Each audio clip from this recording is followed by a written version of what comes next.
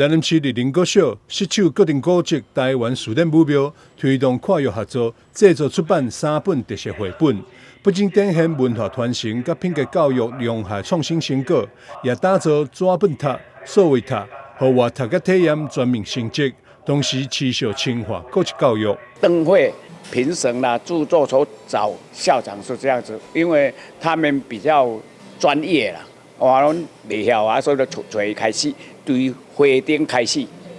這擺羅邦他要做這個畫冊，我嘛好啊，這相對於大家攏好啊，雙贏政策嘛，所以我委員台灣好，這來做，較把這個代志做成，較來做跟他這個畫冊。那立文國小在親師生的合作底下，我們共創出3本繪本，第一本是翻閱台灣4.5廟，另外2本是學生自己寫自己畫的，包含了外公送的布娃娃，以及黑暗裡的3道光，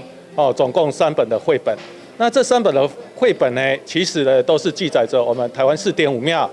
以及關聖帝君、文衡聖帝的一些故事，還有他所要傳遞的一些包含仁義禮智信、忠孝以及智慧的故事。那我覺得我們小朋友真的非常不簡單，花了將近大概3-4個月的時間，由孩子自己寫。自己構想，把我們關聖帝君、文衡聖帝他的一些故事，以及要傳達給他們的一些精神，